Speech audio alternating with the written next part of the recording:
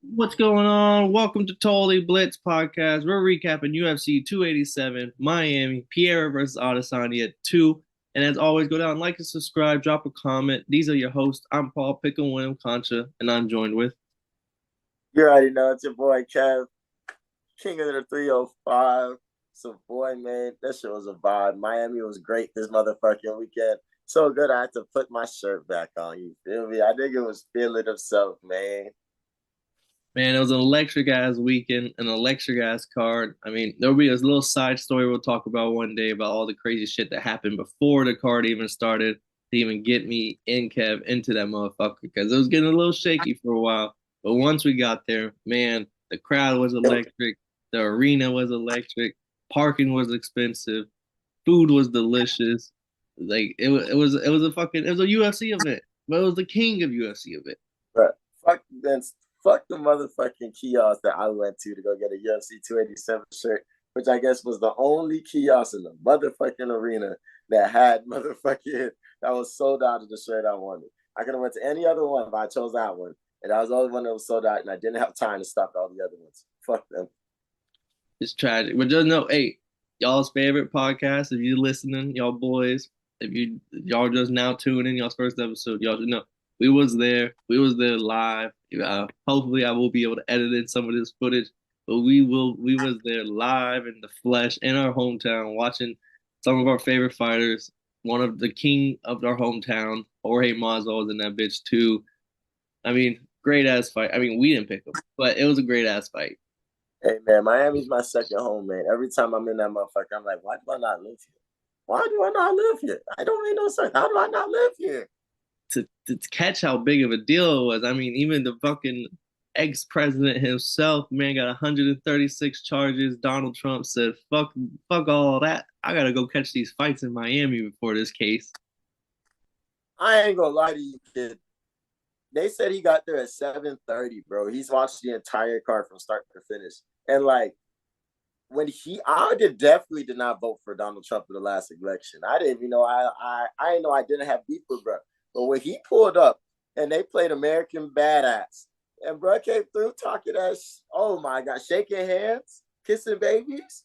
Hey, I'm And not gonna lie, that was the walkout was like a UFC walkout, the way he had a team around him and stuff. Like and, he looked like and a fighter coming to the ring, bro. facts started off the main card with that. Like that was insane. Mike Tyson over there laughing his ass off. Like, yo, Donald, what's good?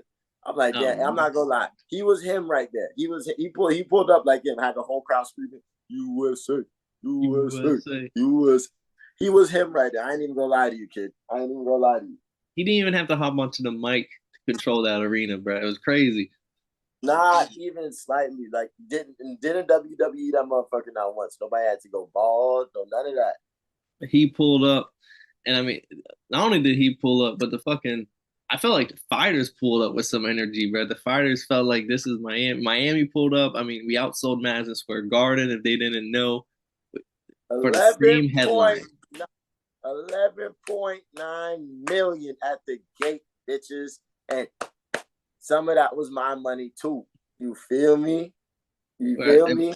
Worth every penny. If you was there and you got the feel, and hopefully I'll be able to feel by the clips in this video as well, the just the raw energy in that fucking building, bro. And if you ever get a chance to go watch a fight in your hometown or any town near you, I highly recommend. I don't give a fuck what Twitter says about the prices are so high. No, fucking go. It's a different type of feeling.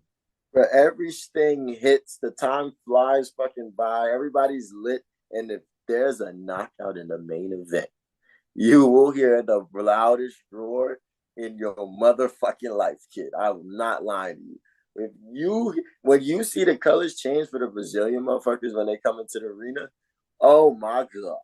And if you heard how quiet it got when Alex stepped out and was walking, if you heard how silent that arena was, like it was really like the boogeyman came through. Like the energy that the energy that you get exposed to at a UFC fight is one in a motherfucking million. No, because they was definitely booing a lot. Like Gilbert Burns got booed, not by us. Me and Kevin were probably one of the six people in that bitch cheering our asses off when he came out. Vamos Brazil, vamos Everyone Brazil. booing. But when Alex Piero walked out, it like kept saying the boogeyman. It was like the bully walking down. Everyone wanted to boo, but no one. Everyone was too scared to boo. But there wasn't a single boo in the crowd. Everyone cheered for Izzy, but not a single boo for the champ. No, but when I'll have to ask you, Paul, did you get the same chills I got when that boy Bruce Buffer said, "For the main event, it's time." Bro, he did that shit right there. Lights went on. Oh my! I thought the Undertaker came through, kid. Like shit was lit. I mean, since we talked about all the background information, we talked about how lit it was. We talked about the in betweens. We talked about it. Like we can't explain how lit it was, but hopefully we coming across. Hopefully we're coming because I know I definitely got the chills. Bruce Buffer was in his bag that night. And the funny thing is, we were watching it. Bruce Buffer was stretching between every round, not every round, but between every time he's about to call. I was like, this man really be stretching out like a fucking sports athlete before he has to make his announcement. My boy be going in that bitch feeling loose. Uh, we're gonna do things a little differently on this episode. Instead of going down it in order, we're gonna change up the little order real quick. Instead, we're gonna talk about the last six fights, man, last seven, eight. I don't know. We'll see how we're feeling. We're gonna go through the decisions first. We're gonna save the knockouts for saved because the knockouts were vicious. The knockouts were fucking highlight reel worthy. So let's go through these decisions. Damn, damn you! You knew I wanted to talk knockouts. You got me. And But the first one we're gonna talk because it's all over Twitter. The motherfucker won't stop talking about it. Kelvin Gastelum's unanimous decision over Chris Curtis, where Chris Curtis has sent an appeal. He didn't like it. He says he got headbutted. He shouldn't have lost it. It was a close fight. Da da da da. Wants a rematch. He's campaigning on Twitter, arguing with everyone and their mama on Twitter about it. Kevin Gastelum, I mean, everyone thought he was dead. I didn't think so. I picked him to win. He got the dub. He helped out my picks. I thought he won, especially live in person. It looked like he won. And I mean, I wouldn't mind them to run it back. It was such a great fight the first time. But I mean, hey, he has risen. no cap. This was fight of the night.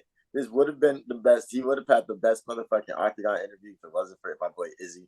But motherfucking Gaston did his fucking thing in this fight. First off, them boys banged out. They didn't. Nobody stepped back. Everybody kept going.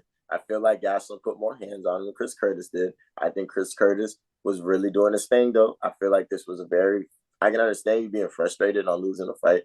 I probably would have went to Twitter about it. But the thing that he got mad about on Twitter was the fact that Gaston like went all the way to like 11 or something like that. Where if Chris Curtis had won, he probably would have went like up one rank type shit. So that's where you lost me. But it was a great fight at the end of the day, and his fucking octagon interview was insane. It was like a real WWE promo. Like he has risen. I was like, Easter is tomorrow, ain't it? And I mean, if Kelvin Gastelum fights like that in his next few fights, like this might be a new turning point. Because everyone was ready to. He was almost on his way out. I feel like he was like one or two more losses before Dana White's like, all right, bro, like I gotta cut you. Like I can't keep you around just because you beat Izzy in Ultimate Fighter. Like it would have been. His career was looking kind of rough. And Chris Curtis, I mean, I understand you want an appeal. My whole thing is like, what the fuck Twitter gonna do for you, bro? The fuck is like like you complaining and yelling at us like, bro, you better go yell at them boys, not us. Like we can't overturn shit. It was, and the fact to me was, I fuck with bro. I still fuck with him. But it was the fact that he replied to every single person. That was like one dude that was giving him like motivational talk, and I was just sitting there thinking like, yo, there's better ways. Have we tried meditating? Yeah, try Meditate. meditating, bro. Get this off your chest. This is not on Twitter. And then our next decision, I literally right after it. This one was a very much clear cut. I Kev, I told you 29-28 decision. What was it? 29-28 decision. My boy Christian Rodriguez, big underdog. Another person who got fucking hailed with boos when he came out to the ring. Raul Rosas definitely had the crowd behind him. Everyone's cheering for him.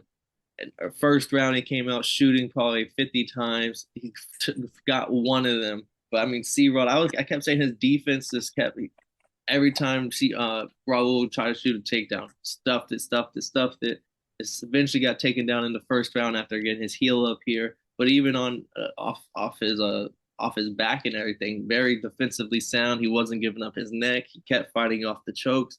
Second and third round, deep sprawls. Didn't let him shoot takedowns. Just kind of took away his game plan, and then from there it got real ugly. C-Rod doing anything he wanted after that. Nah, definitely. I think this fight was funny because Raul Rojas immediately went to the takedown, didn't sleep. He definitely caught C-Rod slipping. He wasn't ready for that. C-Rod was expecting shit. But it was funny when my watching this fight and my brother tapped me talking about some, where the punches at, yo? Yeah, but I was like, hey, yo. I was like, he's a wrestler. He's a wrestler. Chill, chill, chill. But this was just a very situation. C-Rod's a good fighter. He's really good. It's crazy that he was that. Like, I think the take on it was amazing when he said it's crazy that he was slept on as much as he was. I slept on him. Everybody in the crowd slept on him. But C-Rod's a great fighter. He definitely came through and he won the next 2 rounds. He stuffed all the takedowns. But it was nice to show this was a very good example of a difference in strength. And the difference in strength in wrestling is going to be there, but you can technique your way out of that. You can make maneuver out the way. But in MMA, there's an octagon to put your back on. There's a motherfucking there's still punches and strikes that you got to worry about. Knees you have to worry about. There's still threats when you're taking somebody down. So like strength is very very important. So I think Raul just needs to get some more things in his toolbox. He needs to start getting his other things, his other attributes up, and he'll still be great. This is a good loss. It's when you start your career off 1-1. You just fought on 2 pay-per-views just to keep going.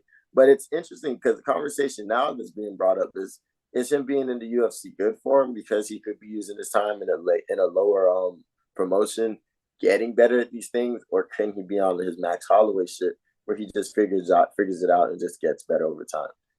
see, for every one Max Holloway, there's like three other guys who started off. There's a Chase Hopper. There's a Kevin Lee. Right, like they start off young.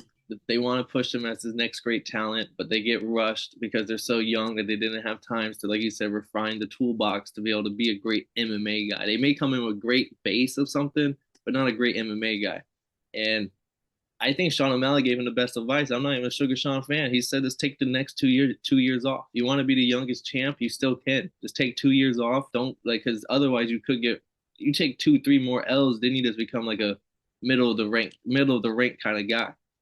Whereas if he takes 2 years off, a year and a half off, and literally gets a really good striking coach, starts mixing up things, and comes back, and he already has the wrestling in his bag, and he can strike a lot better at still being only 19 to 20 years old. Like he could still have the opportunity to be the youngest champ ever. Like he still has, like he just has to refine some things before he can really say. Because before that, he was saying he could beat Aljo, and people were really entertaining that shit. And so this is a great humbling experience, and I think he just definitely needs to take this time to work on himself. And he already has the brand, he has the image. He just needs to work on himself before coming back to the ring because he'll still dominate trash cans. But I think that it's over for that. It's like you already been fed into the pay-per-view life. There's no way going down is gonna help you. Dead ass. But it was a fun fight. I like C-Rod. I'm a new fan, and he's 25, not 20. Oh, he's 25. I knew he He was in was his born. I 20s. I was knew like, he I was was young. looking at I his was like, he's another Instagram. young fighter.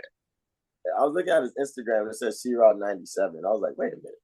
Yeah, and no, that's definitely him. That's also his Twitter. But then our last decision we're going to talk on was Gilbert Burns over Jorge Masvidal. I'm not going to talk much on this fight. We called it Gilbert Burns by any way he wants. Um, he definitely was landing like mean ass strikes. A couple times it looked like Jorge maybe got wobbled, but Jorge, I mean, for his age, his chin is one of one. Took those shots and did pretty good on the ground. I'm not gonna say he won any of the ground exchanges, but he definitely got up at one point where I didn't expect him to get up. He was able to fight off Gilbert Burns from getting any really solid, like he couldn't get no submission in. But I mean, man, Gilbert Burns was just like controlling the whole fight. I mean, I gave Gilbert Burns all 3 rounds, 30-27. Unanimous decision. And now he's the backup for the Colby versus Leon fight because of this win. So I mean, good things happen to someone who takes all the fights.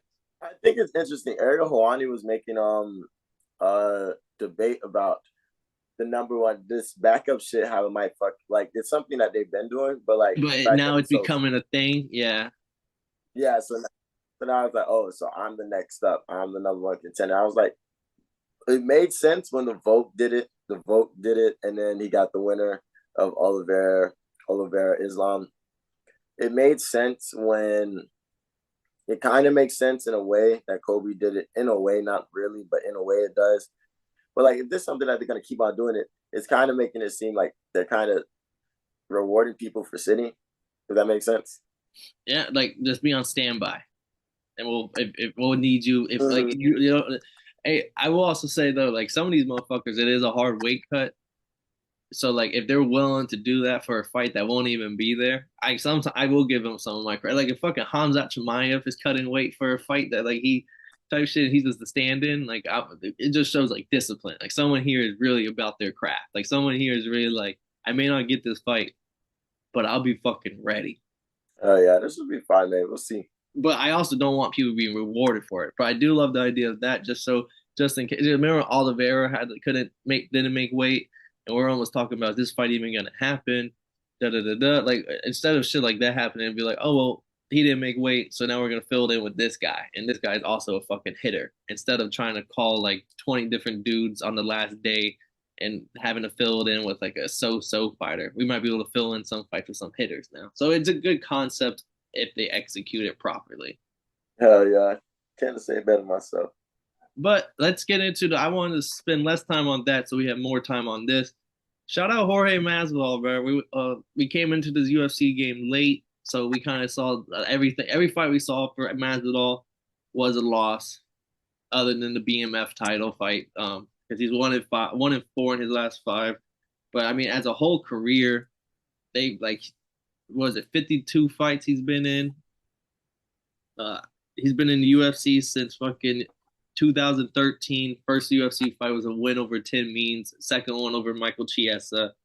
And then, I mean, kind of just was kind of like the Miami badass for a while. Like he's a really fluid striker from Miami, willing to fight anybody. Got the knockout, one of the greatest knockouts ever over Ben Askren. Knocked out Darren Till when Darren Till wasn't afraid of nobody, and now Darren Till has never been the same after that fight. So I mean, like King of Miami, hell of a run, hell of a perform. I mean, like you said, he started off as nothing. Now he's a millionaire. Shout out to USC and shout out Jorge Masvidal. I mean, it really is the come up story of come up stories. Like if you like a real deal Miami guy that now is a millionaire just from fighting. And he's setting his shit up, man. Game bread. He's created it more than just a nickname. He's made it a brand. He's doing big things out there with the money. He's not stupid. He really know how to leverage what he's got going on. And I just think it's amazing because at the end of the day, it's like he can really sit down and say like, yo, one knee changed my whole life. One knee, one talking shit ass motherfucker. I hit him with the meanest knee we've ever seen, and I'm taking it, and I took it to new heights. Yeah, and then the 2 piece in a soda that he gave Leon Edwards, that shit was on a T-shirt for a while. 2 piece in a soda. Like I mean, a man who like Colby Covington had to create an image to sell. Jorge Masvidal, John Anik said like Jorge Masvidal never had to create an image. He was just an authentic person, and he was able to sell. Game Bread, but hey, shout out Game Bread, shout out his career, shout out his new promotion, and y'all tap into his next card. Last card was actually really fun. Jose Aldo, Jeremy Stevens, Victor Belfort, Jacare Souza, fucking Roy Jones Jr., Anthony Pettis, and he was able on his first card to pay the fighters the same amount of money that was literally that he was paid, I think, for the Kansas City card coming up or something. Like he paid him out like 2 point something million, and Daniel White pays out I like was two about to say, points. I heard that Roy Jones got paid 700,000. I wasn't going to throw it out there because I didn't know if it was true or not, but that's crazy. Yeah. Like I mean, these people were making good money on the Game Bread boxing card. So everyone else counted it's like, bro, he still paid out the same amount of money that people that fight in the UFC. Like he used the same amount of money a fighter paid that Dana White did on the last card to like show And people. niggas might not have pulled up, but niggas definitely there was some money made on the back end. Definitely have some sponsors. Definitely got right. And Jorge knows how to do anything. It's to turn nothing to something. So we'll keep watching. Yeah, we fuck with Game Bread, man. And shout out Vamo Brazil. Shout out my motherfucking boy, Gilbert Burns. And then now after we did the decisions, let's get into these knockouts here. We're gonna So we walked into this motherfucker immediately. This is how I knew we were in the right place. It was it wasn't crazy loud, but I'm thinking like, oh, it's the prelims, nobody's here yet. All I hear is a boom! Whoa! Dan Piper started my night off with Joe Pyfer. Joe Pyfer. Joe Piper. I'm calling him Dan. Dirty motherfucking Dan started the night off with a motherfucking bang for me. I fuck with that. I fuck with. Let me go follow him on Twitter right now. I fuck with bro. Yep. And he had a nice ass octagon interview. I went 10-2 on my picks. This was one of my two losses. I had GM3, Gerard Mearshart. I don't. I mean, I would have picked him again. I literally said his only way of winning is submitting, but he's just like a Paul Craig to me. I just really enjoy that BJJ skill. But Joe Pyfer definitely set the stage, I think, because even before that, every fight before that, it was a knockout on the Steve Garcia fight, but it wasn't really electric. So like we walked in the moment, it turned into an electric factory. Joe Pyfer, another great interview. He got on there, called out anybody, said he's willing to fight anybody, anywhere, anytime. I'd love to hear that from fighting. Bro's nickname is Body Bags. He definitely left one in Miami that night. And shout out GM3. He's got on Instagram or Twitter. Unlike Chris Curtis, he said, "Hey, sometimes it happens. Like, let the better man win. I'll be back. I'm sorry to all my fans." Make sure y'all go follow my guy at Joe_Piper96. But hey, Kev, that was just a little teaser. That's a little taste. Because the next one we're gonna talk about was the one that I don't think anyone saw coming in the moment. It looked like when Kevin Holland knocked out Ponce Ponzinibbio, it was like a flash. It happened in a split second. Dropped him, and it looked like it was about to go to decision. It looked like Kevin Holland's about to get an unanimous decision win. It's not like he was hitting any crazy hard strikes or anything, but then bam, he lands a finisher, sends Ponzinibbio literally straight to the ground. Didn't even put his hands down to fucking cushion his fall. Face plants him, gets the knockout, and then with even more gangster part, jumps the cage and says, "What's up to Trump?" Gives him like, "Hey, what's up, Trump?" Da, da, da, cuts it up with the old president, and then gets back in and delivers another great. I mean, the interviews this fight night were just absolutely incredible. That boy was hungry.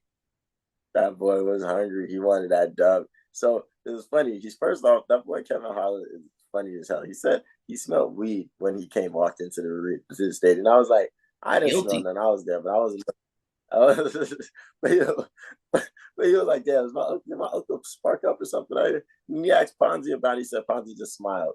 I was like, that's funny. But this was a great fight. Kevin Holland said that he still was having some trouble with his right hand. He literally got cleared for sparring. He literally got cleared for sparring like on the 28th type shit. Like Wow. he literally got no. I think he got cleared to use 4-ounce gloves on the 28th type shit. So like he even came into this fight thinking like my hands a little fucked up, but fuck it, like we're gonna get it. He said Ponzi wasn't as fast as Wonder Boy, so that was motherfucking one of the ways that he was able to really keep up with him, control the pace. He was faster than bro, and he just kept tagging him, kept putting it on him, and this was a great fucking fight. And I continue to say, bro, like welterweight is his division. Like at middleweight, he definitely stalled because you're not going to beat Marvin Vettori. You're definitely not going to beat Chimaev, who's now going to be like the next guy at middleweight.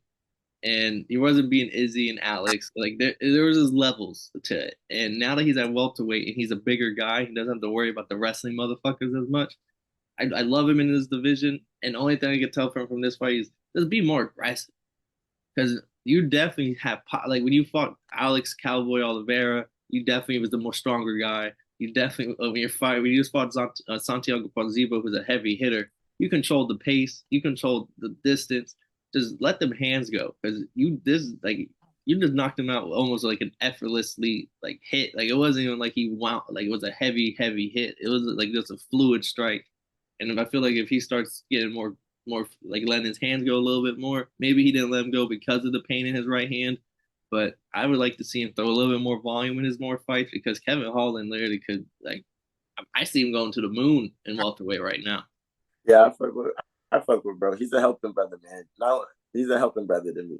He's and my favorite moment was when he hit bro with the right. He went for I want to say he went to hit bro, missed. I was like the fuck while his leg was in the air and boom.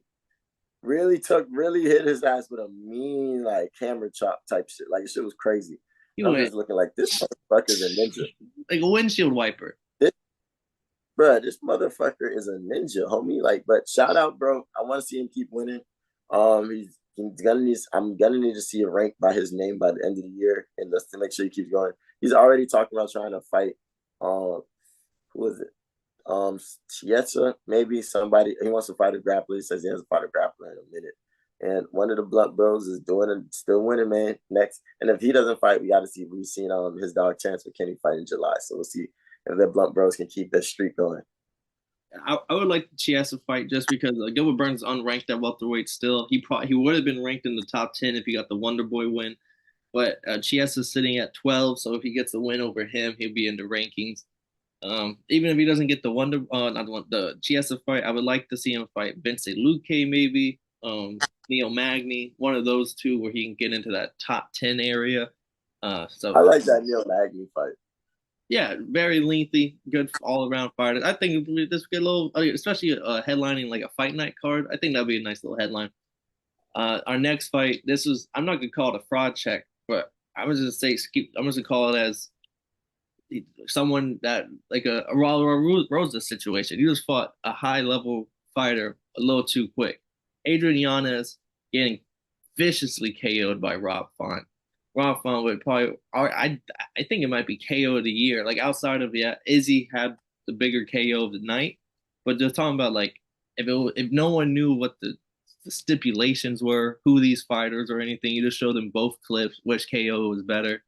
Rob Font's fucking uppercut to Adrian Yanez's, and then you see the blood that's like fucking spew to one side as he's going down. Like that was insane. That to me, I think is a candidate for KO of the year, especially because I was there live.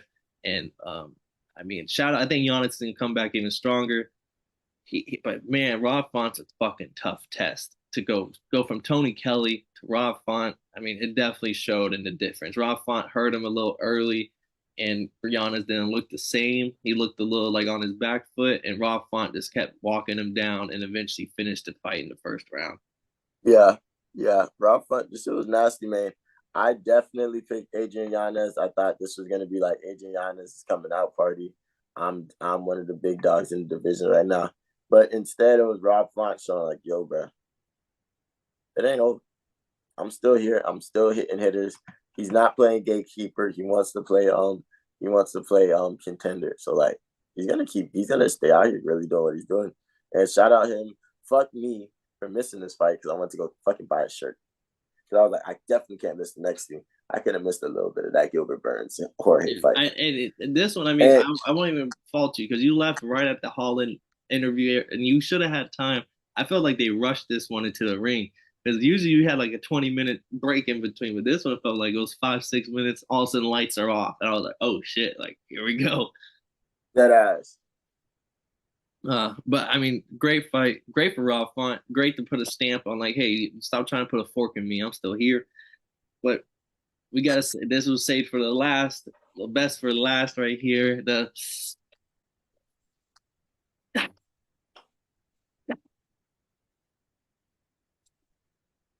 break that bitch.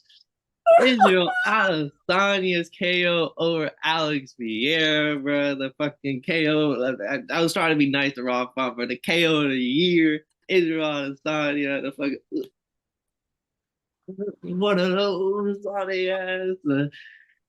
Bro, he avenged it. He got the dub. He slayed the demon, got the monkey off his back. Shout out Israel Adesanya, but shout out Pierre as well for being a great champion, not bitter in the L. great respect. Two champions, really, really with respect against respect. Bro, when I tell you, motherfucker, I don't know what the fuck I said, but when Izzy got that KO, I'm talking stand up, let's go. I'm giving it to. I don't know who I'm giving it to. Like I'm giving up to anybody listening. I don't know what the fuck. I man, fuck all that bullshit about all the bullshit motherfuckers was talking. Oh, he's beating him 3 times. No, bitch, he's beating him for 2 minutes for 3 minutes.